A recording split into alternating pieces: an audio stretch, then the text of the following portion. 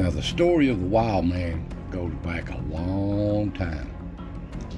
You can see stories all the time in Europe of Wildman of the woods, even into England. This is nothing new. All sorts of stories. And these men that just go into the wild and live there and turn feral. Stories of all kinds of ancient times.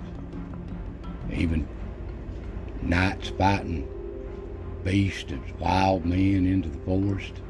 They're said to be 3 times stronger than a regular man. Now, the first reports of any wild man in the U.S. was around 1877, western North Carolina.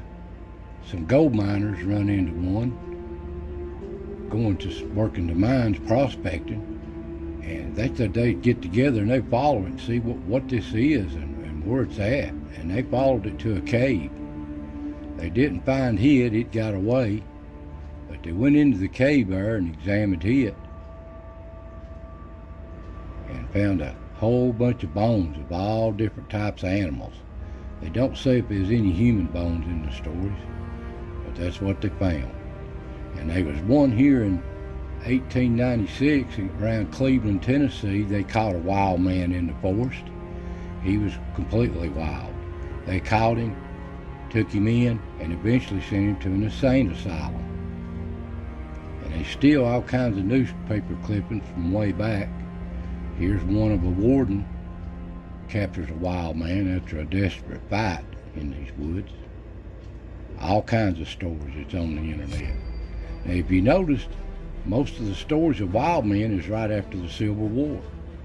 Now, this was a bitter conflict between the South and the North, and a lot of men fought and a lot of men died on both sides. And a lot of them deserted. They just deserted off. They didn't want to be part of the war. But they knowed if they got caught that they would have to suffer the consequences. They would either be hanged or shot, and they just fled off into the deep woods, not to be seen again. Took their families with them, most of them.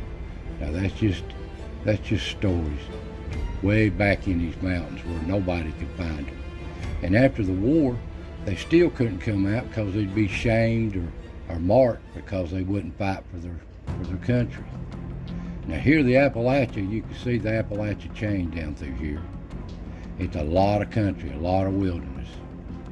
And the area we'll be talking about is down here in East Tennessee. Now this Appalachian Trail, it runs down the spine of the Appalachians. Beautiful country. A lot of people hike it year in and year out. And there've been a lot of stories about an Appalachia wild man that they would see occasionally. All kinds of stories on the internet about that. Now on this old Appalachian Trail, it's such a beautiful place along these mountains. But these people that's here, that's not to hike, they're here for mischief. And there won't be people like this hiding behind a tree when you see one.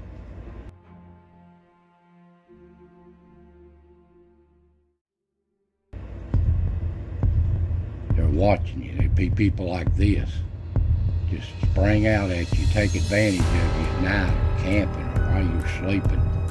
Them's the people you gotta watch out for. Now, one thing I've noticed in these videos, I've watched a lot of stuff on these wild men and stuff, nobody never mentions the fact that you can carry a firearm in our national parks. Here's the rules on it. Now, every state's different, and you have to follow the rules, be permitted, and all that stuff for carry or eagle, concealed carry, you have to be permitted.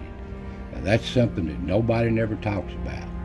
Now, here's a map of the mission in the national parks. A lot of people missing in these national parks. The one we're talking about here is in the yellow circle.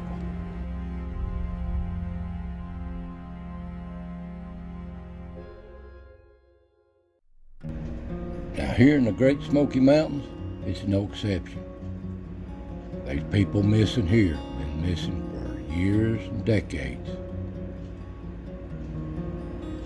Now, this old park is over 500,000 acres. It's a vast wilderness. It's not no city park. These places here that man's probably never stepped in, these crevices and hollers and canyons and creeks. It's so vast. And here is a map of the missing. Now, I've noticed on this map, I've studied it a little bit, that they're all kind of missing in the same general area, on the either top of the mountain spine or on the North Carolina side. Awful coincidental, don't you think? But it's so vast. Anything could hide or anything could be hidden in these mountains and nobody would never know.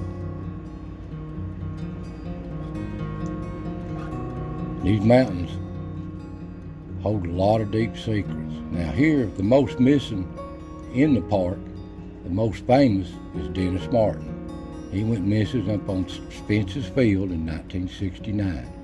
And Trinity Gibson on the Andrew Bald Trail, not far from Croonland's Dome, in 1976. They've yet to be found. They're the most popular. There's 3 more still missing in this park.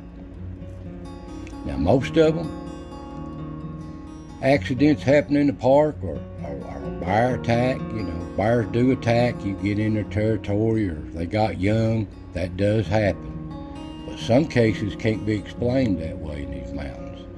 Could it be a wild man? Feral people living in these woods? That's yet to be proven. Could it be a Bigfoot? That's yet to be proven.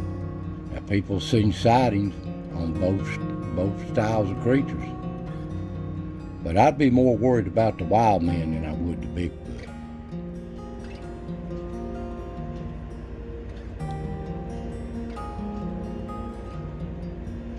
These woods, they're so dark, so remote, that it wouldn't take nothing that didn't want to be seen to stay hidden forever.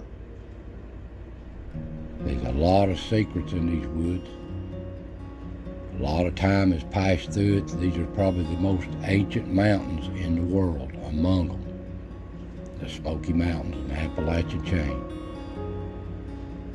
Such beautiful country, so mysterious, and yet so dangerous if you don't prepare for it. Now, most of the time, the Indians, they seen these Bigfoot they call them. They call them Chaluskla. They was kind of the guardians of the forest. They respected them. And they never bothered each other, but they know they was there. They was a guardian of the forest, is what the Indians thought them as. Now, these wild men, that's a different story. These are just people that went feral, living off the land. Some say they become cannibals too.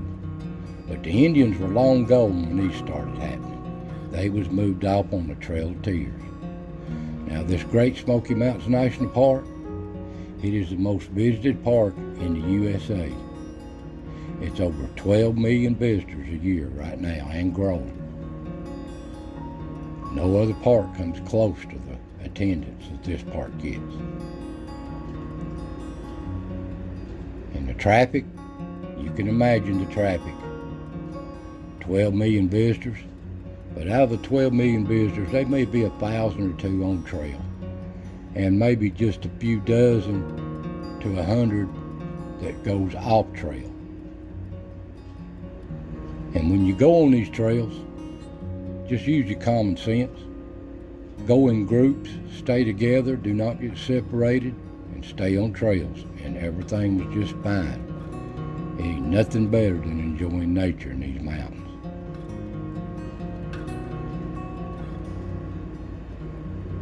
Here's something I do not like to see, and this is bad. You do not let your children run off into the dark woods by themselves. That is a complete no-no. It don't have to be a wild man or a Bigfoot. It could just be a bear or a bobcat or any animal sees a small child, they may take advantage of it. these wild men, they say they've been in this park since way back. And they've even stories about people that gets paid bounty to hunt them and eradicate them from this park. But the people that knows that is not ever going to tell that. It can't be proven.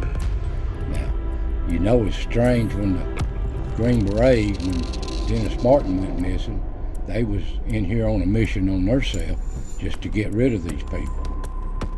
I know a lot of people don't believe none of this, but I've heard from some really trustful sources that I've known all my life that have no reason to lie to me that these stories, a lot of them are true. And no, I haven't personally seen no Bigfoot. I've seen signs of Bigfoot, but I have not seen no Bigfoot or no Wildman. Now, these mountains are old, and these things are ancient mountains. And there's things in these mountains that man still don't know about. They are hidden, don't want to be seen. You don't bother them, they don't bother you. But the ones you got to worry about is the two-legged human variety type. They're the ones you got to worry about. They just want to cause mischief. That's the ones you got to worry about.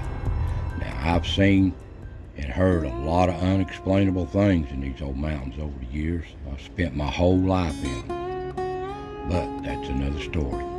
But anyway, I hope you enjoyed this bit of history on the Tennessee Wildman. The mystery continues. So, I want to thank you for watching, and I'll see you next time.